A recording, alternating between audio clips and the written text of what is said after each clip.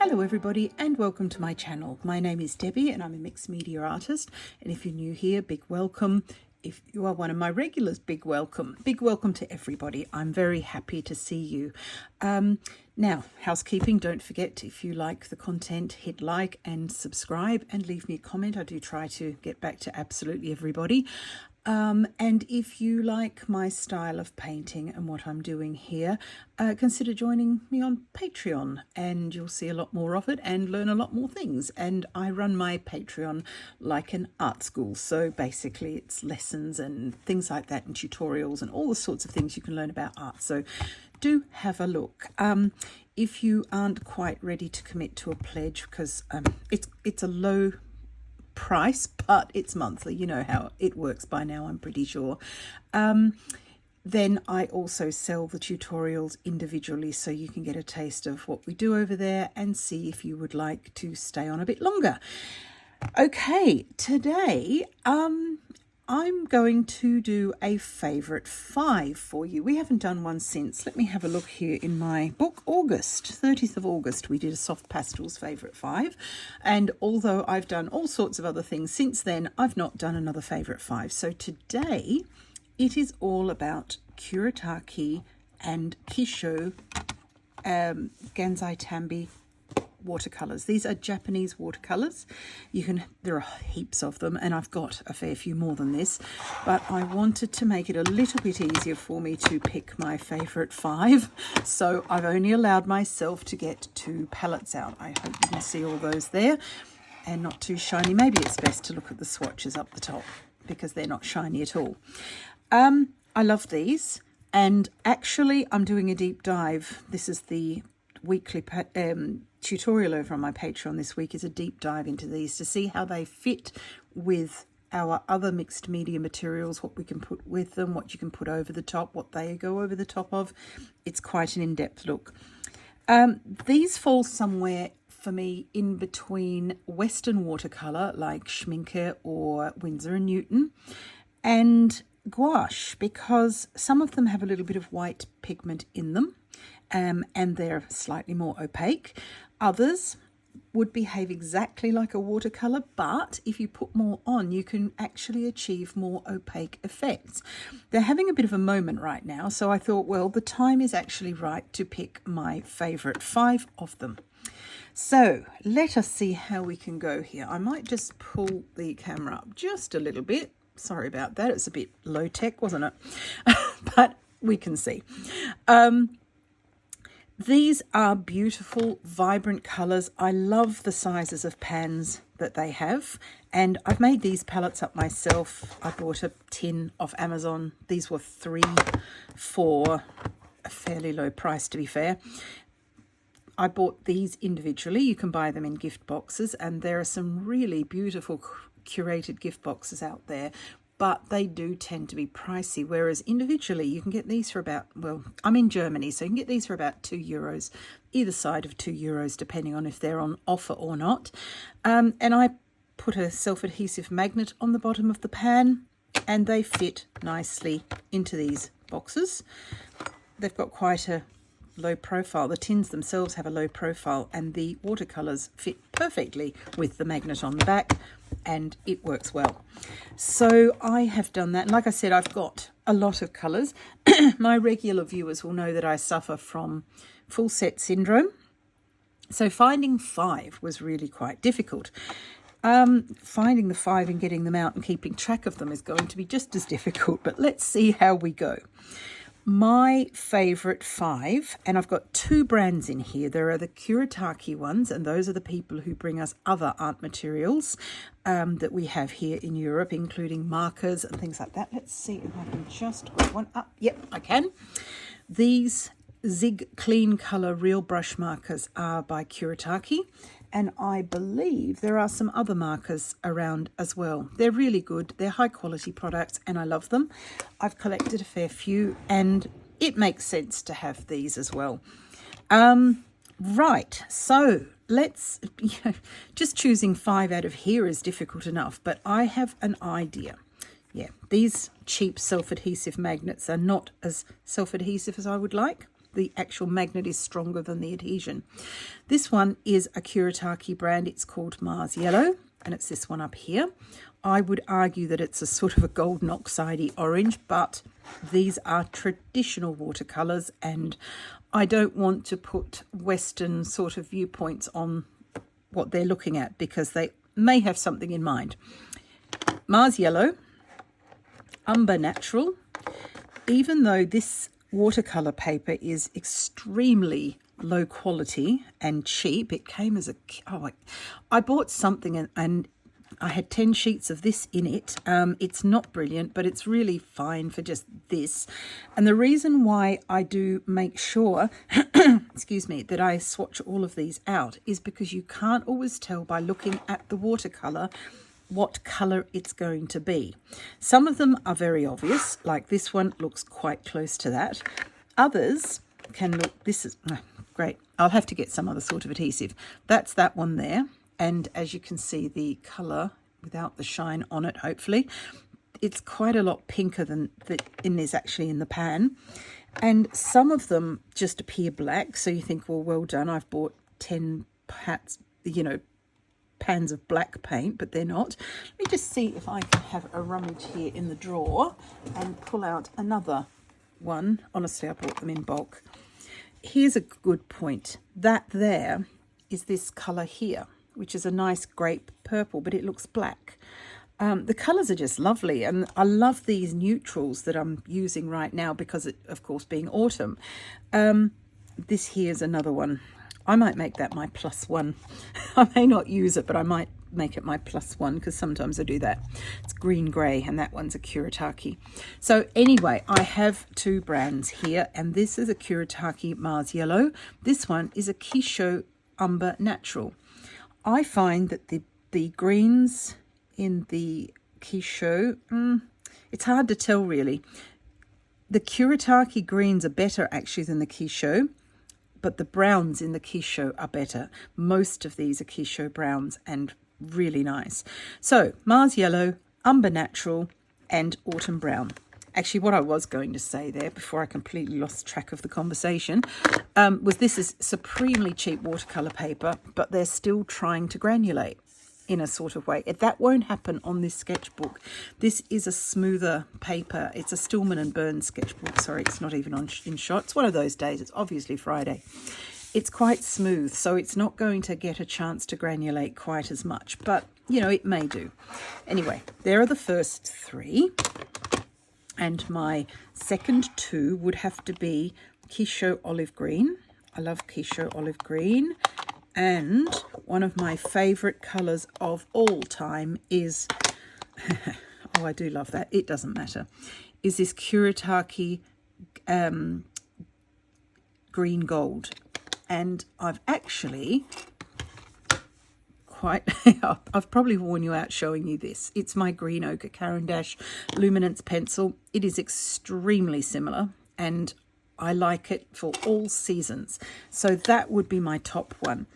I think if I did take a +1 here, it might be yellow brown, which again doesn't look like it is. How's that for shine? That's what it is actually. And in the pan, it actually looks a little bit more olive green. But those are my choices for this part of the year. I mean, as you can see, they're pretty much all nice autumn colours. And I thought what we would do is paint a tree, an autumn tree, with some autumn foliage. But let's swatch them out first and see.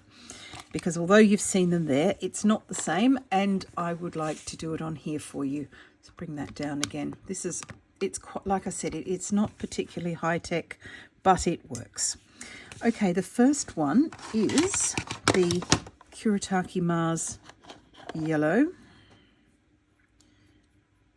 And again, if you put quite a bit of water with them, they feel a lot stickier than normal paints that we're used to, but they're so nice to use and they dry quite shiny if you've got one here, for example, where I've used quite a bit of pigment, as opposed to maybe coming further along here with a bit of water, and you can just use them like regular watercolours. There's a little bit of talk about how you can't mix them. Yes, you can. Somebody actually said on one thing I was watching, I can't remember where it was, that you can't mix more than 2 colours. Well, or something like 3 colours or something like that. You wouldn't do that anyway, because if you start mixing 3 colours or more, you are very likely to end up with the worst sort of mud. So I don't see that as a fault in these watercolours. I really don't, because I wouldn't do it anyway. But you can definitely mix 2 colours together. This one is the Umber Natural. And again, look how really quite opaque that is. And let us prove it by just popping a small amount of dark coloured pencil there. Obviously, I've pressed too hard. But if I was just to put paint over it, it goes. It's quite opaque. That is a little bit pigment dependent, like some of them are more opaque than others. And of course, if we wash it out like a regular watercolour, then it's not opaque at all. But it's really rich colour, really pigmented colour, and you get a nice pigment payoff for your money. The next one is Autumn Brown, which is this very, very dark one here. Again, there are a couple of limitations and issues, and the companies that make these are notoriously bad to get a hold of, as in there aren't any contact details quite often on the website, which indicates that they're not that keen on being contacted. Maybe I'm not looking properly, so let's allow for that just because we're nice. But the light fastness is in question. I have heard, and I'm not sure if this is continuing, that Jackson's have taken the light fastness ratings off their website altogether because the light fastness is in dispute. What I'm going to do later on, probably quite soon actually, because it wouldn't matter if it was over winter and so forth, I'm going to actually do my own light fastness test for them, because I'm getting a bit worn out trying to find the information myself. And like I said, you can't seem to contact the company very easily. Let me know if you've had any information at all, or if you know about contacting the company, because I'll certainly contact them. But I'm more than happy, like a good scientist, to do my own testing. And that's easy, so we can do that. This one is a Quichot olive green, nice and rich, slightly milky, which indicates that it may have some white pigment in it. Again, that information's not given to us. That's why, another reason why I would be a bit concerned about the light fastness, because they don't give the pigment makeup recipes for these. So that's concerning. They are, however, artist quality. So, yeah, maybe there's still more for us to discover. This one is Kuretake Green Gold, the one that matches my favourite pencil from Caran d'Ache. And again, also slightly milky, slightly opaque. I would not suggest that these are a substitute for gouache. Definitely not. They're also not a substitute for watercolour. That's like saying that a redhead is enough like a brunette to be a substitute, or a blonde. You know, it's in the middle. It's not. It's a totally different and unique thing. These are a totally and different and unique thing, and we have to look at them in that way. They're a traditional painting tool from Japan. I wasn't raised in that tradition, and I don't know anything about the painting of that tradition. However, I do love these, and I love using them in my work. They're so worth the spend, in my opinion, and so worth using. They're lovely to use. So I would like to know a little bit more about them, actually. Yellow Brown is the last one, and this one is also a Kuretake one. So this is this one that looks a bit olivey here in the pan, but when you use it, it's actually more of a neutral. It's really hard to get a handle on what it is, and it looks very, very different to what it does on the cheaper watercolour paper. Like I said, this is a Stillman and Burn sketchbook, and looks a bit different. I'm going to dry that and I shall come back to you. Okay, if this proves nothing else at all, it proves that the paper's important, which is why I've often said on here, and I'm my students on Patreon are probably hardly sick of hearing it, that swatching is actually a waste of time unless you do every product you're ever going to use on every piece of paper you're ever going to use, because they can change with different paper and different products and all sorts of things, and the combinations that you use them in. Swatching is nice, and it's a zen way to get to know some of the colours, but you really have to take it with a grain of salt, because it can change everything. So what we've got here now that these are dry is the Mars Yellow. Having said that, has made a liar out of me. It's pretty much the same on all of them, so that's quite a reliable pigment. The Umber Natural, sort of the same. And that one's a Kuretake, this one's the Kisho one, so they're very similar. And the Autumn Brown is remarkably similar.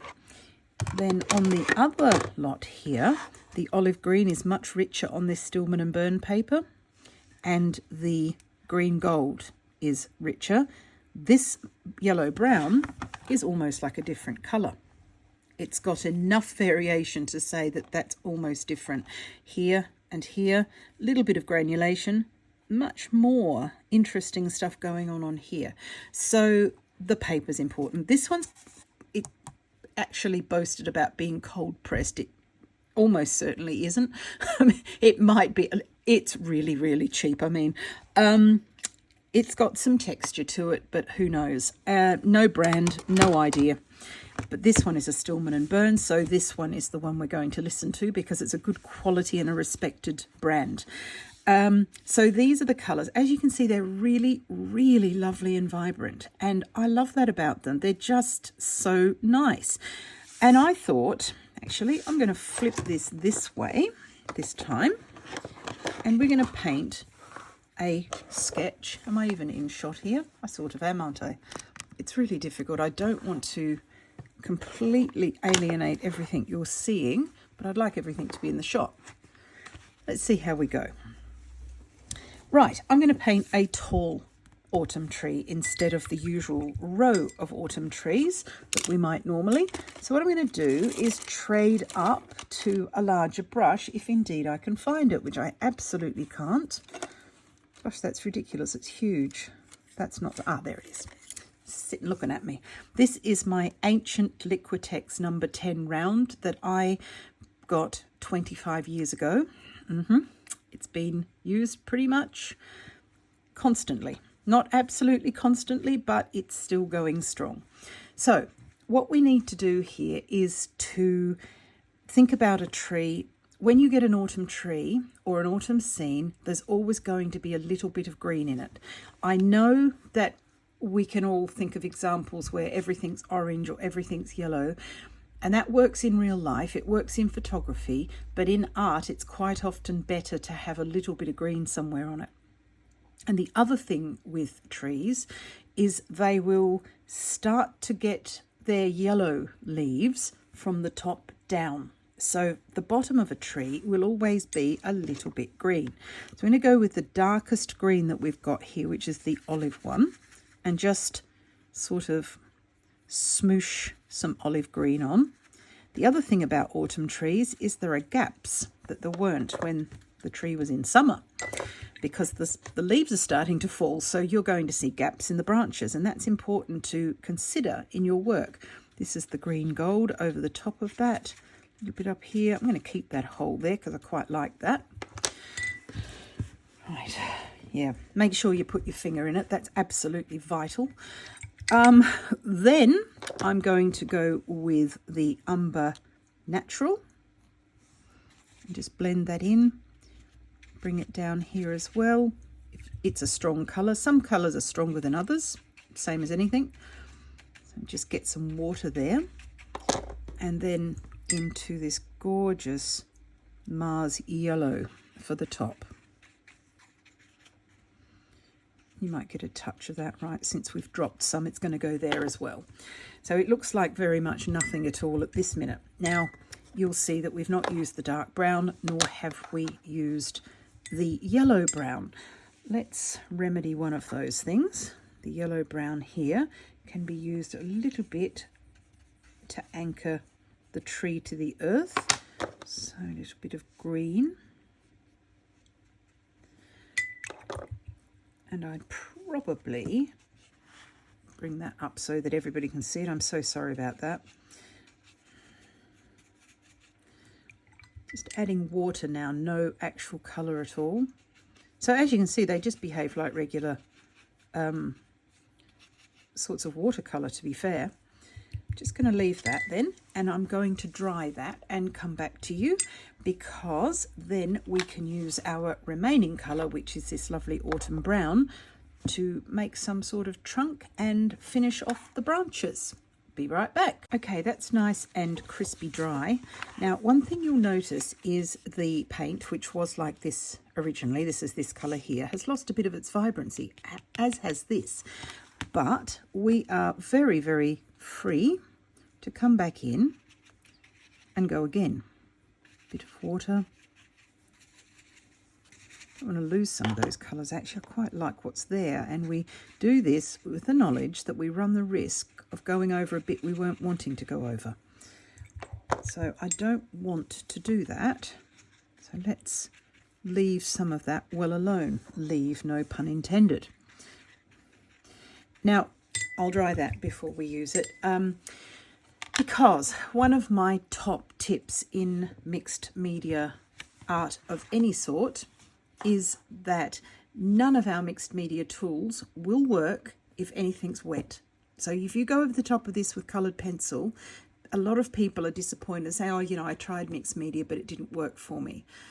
Right. Part of the reason it didn't work is because you didn't wait for it to dry. You've got to wait for it to dry, because otherwise the coloured pencils, they'll either dig into the paper if you're really unlucky, or do nothing at all. So it's really disappointing when you've spent some of these pencils that we use are €3 here in Germany, and that's not a cheap spend.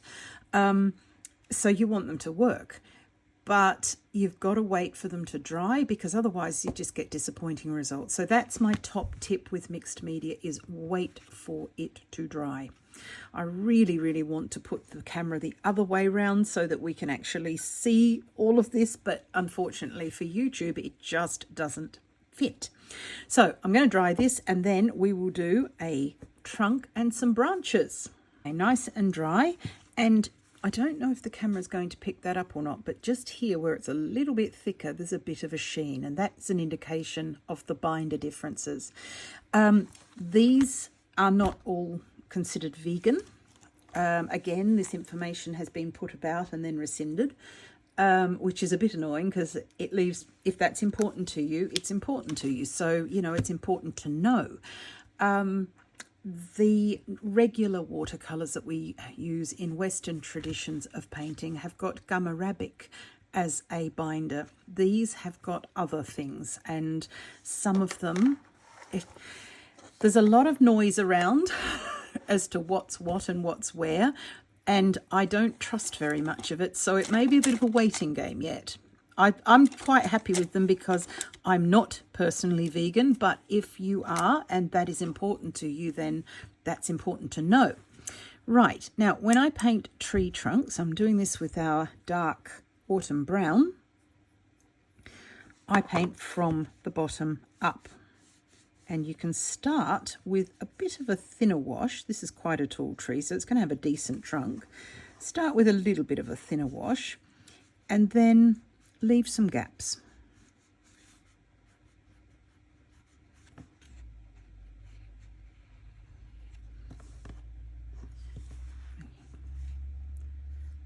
Just leave some gaps as you go up, because that's where the leaves are still quite thick. And then we can come out a little bit. I'm using a number 5 round, and I'm going to swap to a liner brush if I can find one. There's one. Liner brushes, this is a number 4, have got these very, very long bristles. They come from the sign writing industry back in the day, and I used them a hell of a lot when I was teaching folk art and toll painting, as I'm sure you can imagine. You need to have the paint slightly thinner, and a different technique is needed. They are not easy to use, but they are possible. with some practice. Let me know if in the comments if you'd like to learn more about using some of these brushes. Above all, the paint has to flow from these brushes. For example, if you've got quite a stubby brush like that, that's more for scrubbing paint on, as is the dome blender that you've seen me using with gouache a lot. Whereas this, the paint has got to flow from those extra long bristles, and it will only do that if it's an inky consistency.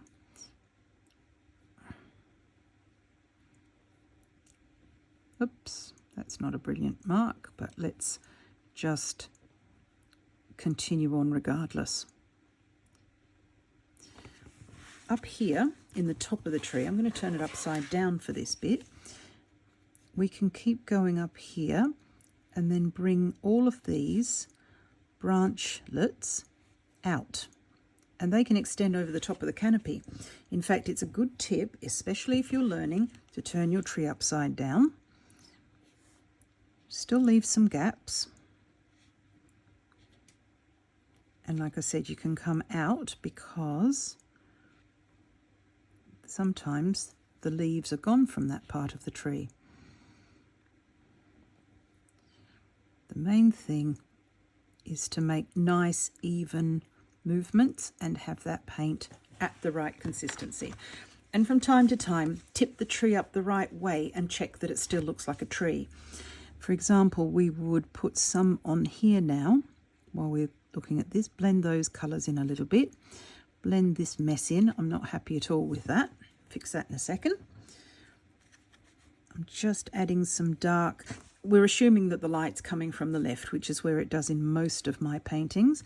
You can use your finger to blot it if it's all getting too much. Down here there might be a bit of shade. And of course, trees are not flat across the bottom. They tend to be anchored into the earth like that. And I am still on the camera mount that I'm using has got a really broad thing across where the field of vision is that I'm working on. Actually, I tell you, so I can't see what I'm doing. I'm pretty much flying blind most of the time. Sometimes it's nice to have some branches here as well. And of course we would like to do something with the other side. So keeping on with that trend of gaps where the leaves haven't gone yet.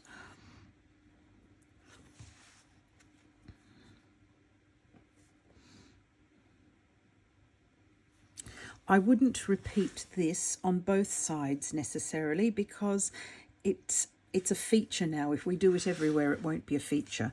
Up here where it looks ridiculous, we just need to put more branches, because you can assume quite safely that whilst the top of the tree has lost its colour, it's also losing its branches as well. So there may be some loss up there. So that's the autumn brown. Now, as I am a mixed media artist, I'm fully justified in using some other things. That is the watercolour. Let me just dry that off. At this point, you make sure again that it's all absolutely, completely dry. And you decide, you can use a hairdryer for this. I've got a Ranger heat tool that I use for my card making as well. Anything that gets the job done will be absolutely brilliant. And we decide what we're going to do on the ground here. So I think that the ground is going to be about here in the background there. Again, I don't want to colour over the top too much. Some interesting things in the background there maybe. A few little branchy bits in the similar coloured green, because what I'm doing here is creating the background and it has to stay in the background. I don't want it intruding on our tree, but we've still got to have something there because trees do not exist in a vacuum by themselves. So that's that. Maybe a little. That was my Caran d'Ache green ochre, by the way, and this one is a Derwent Drawing yellow ochre. Just to put a little bit more there. I would like, I think, a Derwent Drawing brown ochre just to put some texture on here. A little bit, not all over the place, but where it will do the most good.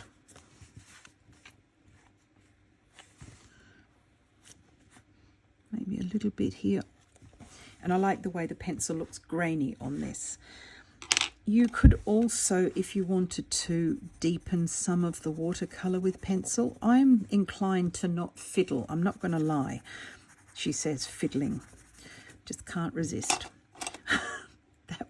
That was a Derwent Colour Soft in Pimento.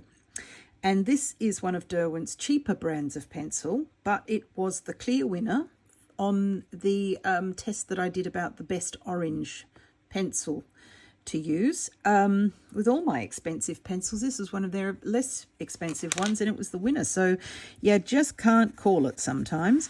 Right, what I'm doing here is a little bit of this, just because I can't leave things alone. This is Forest Derwent Lightfast.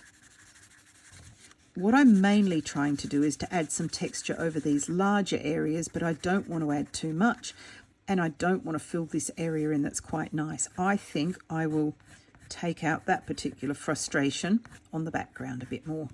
So just adding a little bit more colour. Use these pencils on their side to fill in. And just generally create some background there. Pity to get rid of that particular shape, but there you go, it's gone.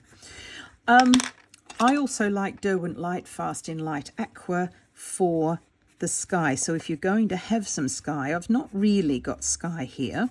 I've gone with the white page, but supposing we were to pretend there was some colour in the sky, this works particularly well, especially if I sharpen it. That's even better. Let's sharpen it. And you can use that on its side as well, which covers the area a bit quicker. I also like it how I can actually colour in some of these gaps and even widen the gaps if I want to. Just if I decided, oh look, that should have been a bigger gap, you can widen it slightly with coloured pencil should you want to. I don't want to do a lot of that. I'm actually just need to blend that in now because it's a little bit on its own. Green ochre again from Caran d'Ache.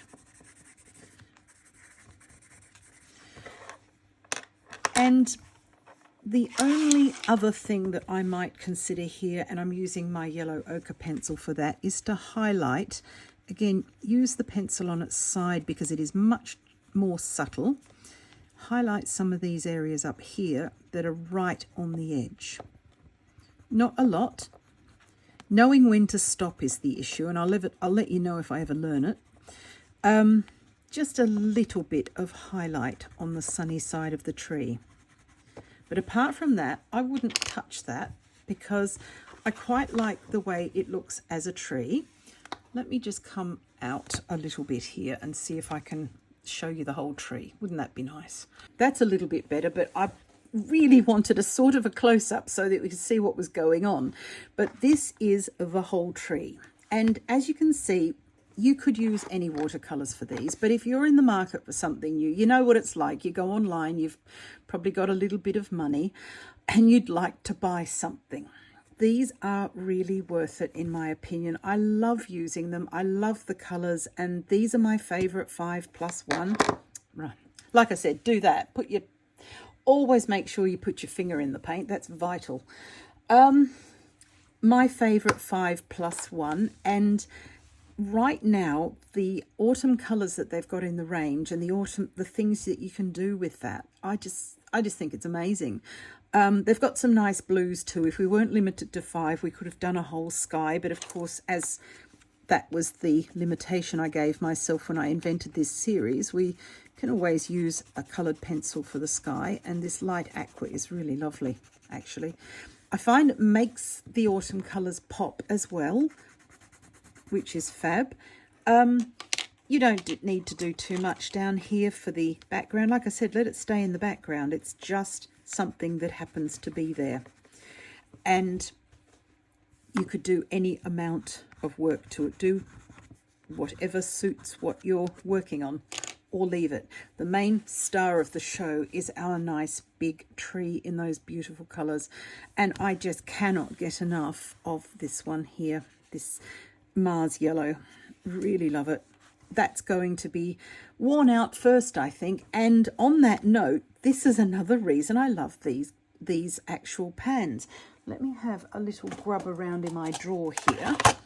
I've got some pans in a box that I made up here for Schminke. Now, these are half pans, and as you can see, it's massive compared to the half pan. You'd get about 3 full pans for regular watercolour in these. And the reason for that is because mostly this would be considered a small brush. And these are a pain to get into with a large brush if you want to create a nice big wash area. Whereas this, it's so much easier. And that's why these are designed the way they are, is because the traditional Japanese techniques require a larger brush and a bit more loose painting, at least initially.